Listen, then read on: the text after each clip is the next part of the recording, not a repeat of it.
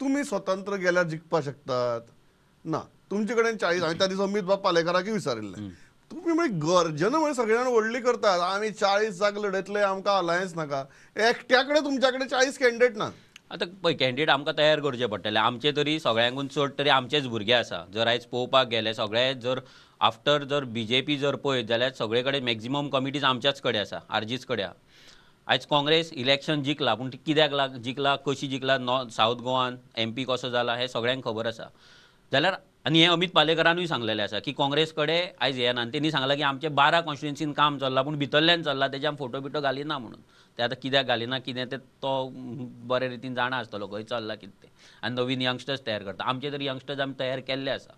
आतां जसो जसो टायम येतलो तुमकां पळोवपाकूय मेळटले कॉन्स्टिट्युएन्सीतले जे आमचे भुरगे आसा, जे आमचे लिडर्स आसा ते एज अ फेस म्हणून फुडें येतले. कॉन्स्टिट्युएन्सी लेवलाचे कॉन्स्टिट्युएन्सी लोकांचे इश्यूज घेतले, स्टेट लेवलाचे इश्यून ते पार्टिसिपेट जातले आनी ते दितले. जर आमी पयलींची इलेक्शन जर पळोवपाक गेले जाल्यार खंयचीच पॉलिटिकल पार्टी एका रातीन आनी एका इलेक्शनान व्हडली जावंक ना.